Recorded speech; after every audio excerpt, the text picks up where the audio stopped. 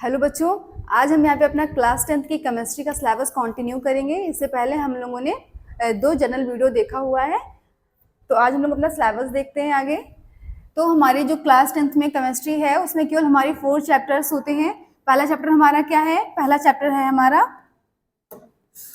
हमारा chemical reactions and equation. हमारे life में कौन कौन सी केमिकल रिएक्शंस होती हैं, केमिकल चेंजेस होते हैं और उन सारी चीज़ों को हम लिखेंगे कैसे, ये सारी चीज़ें हम लोग अपने फर्स्ट चैप्टर में देखेंगे। दूसरा चैप्टर हमारा आएगा acid, base and salt.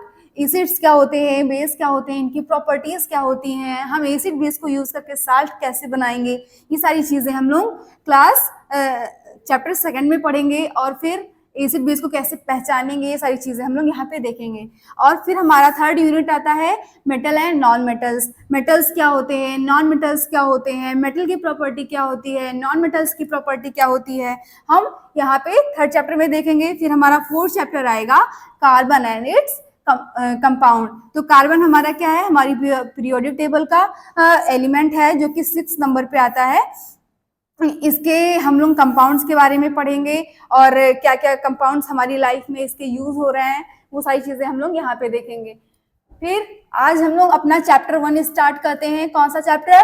Chemical reaction and equations. और उसमें हम लोग आज 4 टॉपिक्स कवर करेंगे, फिजिकल चेंजेस, केमिकल चेंजेस और chemical reactions and chemical equation. हमारा पहला टॉपिक है फिजिकल चेंजेस क्या होते हैं। तो फिजिकल चेंजेस क्या होते हैं? Process in which no new chemical substance are formed are called physical changes. मतलब वो प्रोसेस जिसमें क्या होता है, कोई भी न्यू सब्सटेंस नहीं बनता है, वही तो वो क्या होता है, वो फिजिकल चेंज में आता है। जैसे कि क्या, हमने समझ लो यहाँ पे कोई टमाटो लिया और इस टमाटो को हमने छोटे छोटे पीसेस में कट किया, ठीक, छोटे छोटे पीसेस में कट किया, तो क्या हुआ, ये पहले भी टमाटो था और अभी भी टमाटो है, बस क्या इनके शेप में चेंजेस आ गए और साइज में चेंजेस आ गए। तो क्या होता है, जो हमारी फिजिकल चेंजेस होती है इसमें केवल फिजिकल प्रॉपर्टीज में चेंज आता है, जैसे कि या तो शेप चेंज हो जाएगी, साइज चेंज हो जाएगी, ये सारी चीजें कैसे प्रॉपर्टीज होती हैं, फिजिकल प्रॉपर्टीज। तो फिजिकल चेंज में हमारा केवल फिजिकल प्रॉपर्टी में चेंज आएगा, चीज तो वही रहेगी, केमिकल चेंज कुछ भी नहीं होगा। मतलब ये अभी भी टमाटो है और ये अभी भी टमाटो है, बस शेप और साइज में डिफरेंस आ गया। केमिकल जो हमारा फिजिकल चेंजेस होता है, फिजिकल चेंजेस में कोई भी केमिकल रिएक्शन नहीं इन्वॉल्व होती है, do not involve any chemical reactions. अब फिजिकल चेंजेस के कुछ एग्जांपल हम देखेंगे यहाँ पे। तो क्या है, मेल्टिंग ऑफ आइस, आइस का मेल्ट होना भी क्या है, हमारा फिजिकल चेंज में ही आता है। जैसे कि क्या, हमारी जो आइस क्यूब होती है,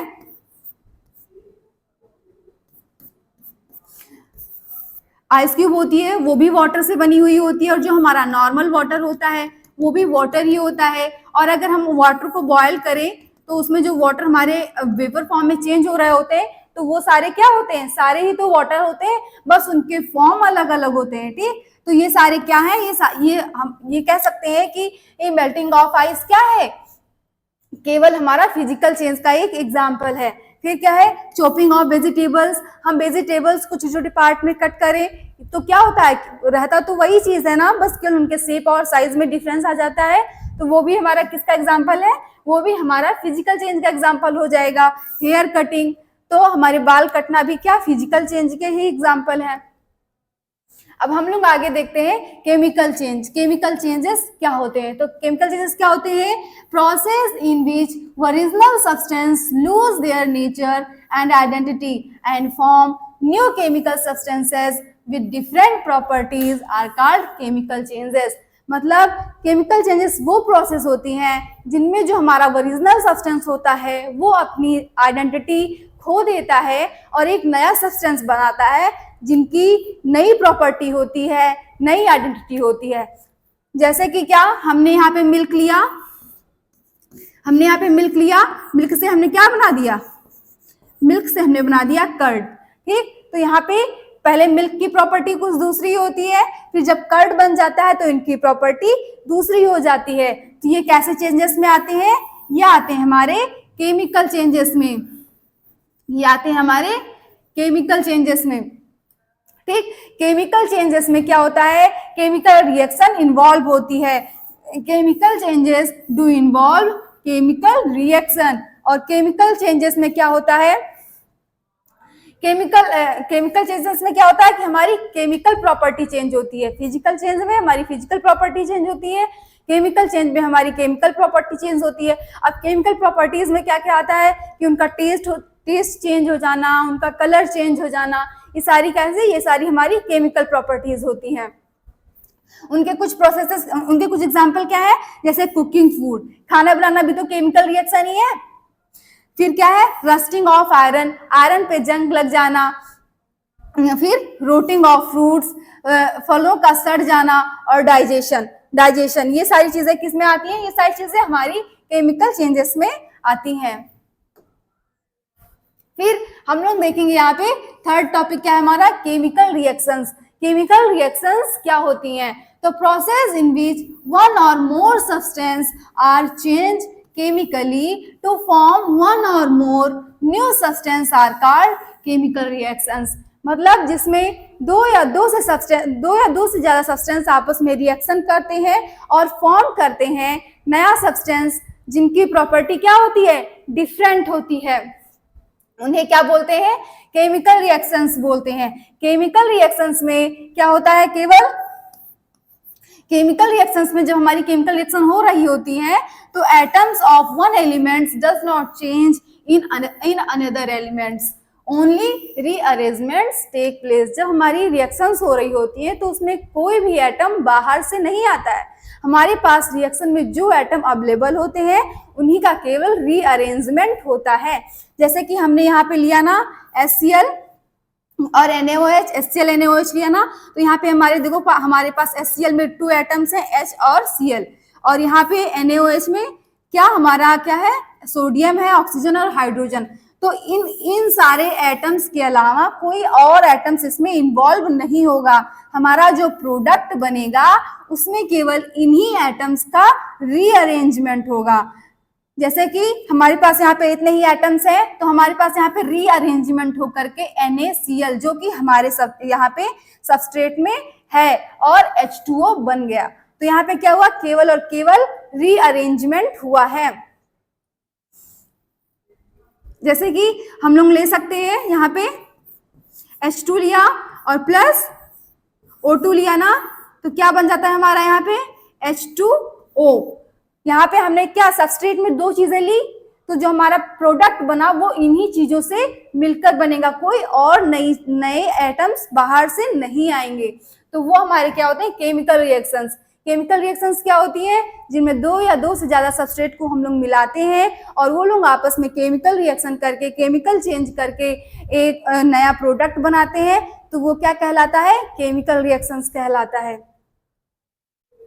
अब हम लोग आगे देखते हैं, how do we know when a chemical reaction has happened. हम लोग कैसे पहचानेंगे कि केमिकल रिएक्शन हुई है, तो हम लोग को पता चल जाएगा, चेंज इन कलर, उनके कलर में चेंज आ जाएगा, चेंज इन टेम्परेचर, उनका टेम्परेचर चेंज हो जाएगा, और इवेल्युएशन ऑफ गैसेस, गैस निकलेगी, कोई हो सकता है कोई गैस निकले। फिर एक और हो सकता है formation of PPT, formation of PPT का मतलब होता है प्रेसिपिटेट बन जाएगा। जैसे हमने कोई चीजें ली, उनको मिक्स किया, तो हो सकता है नीचे एक प्रेसिपिटेट बन जाए, कोई चीजें हमको सॉलिड फॉर्म में यहाँ पे मिल जाए। अब हम लोग आगे देखेंगे केमिकल इक्वेशंस। केमिकल इक्वेशंस क्या होती है, तो केमिकल इक्वेशंस क्या होती है, जो हमारी केमिकल रिएक्शंस होती है उन्हीं को शॉर्ट फॉर्म में लिखना ही केमिकल रिएक्शंस कहलाता है। तो the short hand representation of a chemical reaction by using symbol and formula of elements and compound known as chemical equation. मतलब हम जो रिएक्शंस हो रही होती हैं उनको हम लोग फॉर्मूले के फॉर्म में लिखेंगे और ऐसे शॉर्ट फॉर्म में रिप्रेजेंट कर देंगे, यही हमारा केमिकल रिएक्शन होता है। तो केमिकल रिएक्शन लिखने की कुछ प्रॉपर्टी होती है, जैसे हमने जितने रिएक्टेंट लिए, अगर हमने 2 से ज्यादा रिएक्टेंट लिए तो उनके बीच में हम प्लस का सिंबल लगाते चलते हैं। जैसे कि क्या, अगर हमने HCl और NaOH लिया तो 2 सबस्ट्रेट लिए ना, तो 2 सबस्ट्रेट के बीच में हम लोग क्या लगा देंगे, प्लस का सिंबल लगा देंगे। और फिर हम लोग एक ऐसे एरो लगाते हैं। जो ये एरो होता है वो रिप्रेजेंट करता है direction of the reaction, reaction की डायरेक्शन को रिप्रेजेंट करता है। और फिर इसके हम लोग राइट साइड में क्या लिखते हैं, अपना प्रोडक्ट लिखते हैं। जैसे कि हमारा यहाँ पे प्रोडक्ट क्या बना, NaCl प्लस H2O। और अगर हमारा यहाँ पे प्रोडक्ट भी 2 से ज्यादा बन रहा होता है तो हम लोग उनके भी बीच में प्लस का सिंबल लगाते हैं। तो जो हमारी रिएक्शंस होती है उसमें 2 चीजें होती हैं। एक होता है हमारा ये LHS लेफ्ट हैंड साइड, और दूसरा होता है RHS। मतलब लेफ्ट हैंड साइड में हम लोग अपने सबस्ट्रेट को लिखते हैं और राइट हैंड साइड में हम लोग अपने प्रोडक्ट को लिखते हैं, ठीक। और जो हमारे LHS में होता है, जो हमारे रिएक्शन में पार्ट लेते हैं, उनको हम लोग बोलते हैं रिएक्टेंट। इनको क्या बोलेंगे, रिएक्टेंट बोलेंगे। ये सारे क्या है, रिएक्टेंट। इसको क्या बोलेंगे, रिएक्टेंट बोलेंगे। और इसको क्या बोलेंगे, जो इधर बनेगा राइट हैंड साइड में, इनको बोलेंगे प्रोडक्ट। क्या बोलेंगे, प्रोडक्ट बोलेंगे।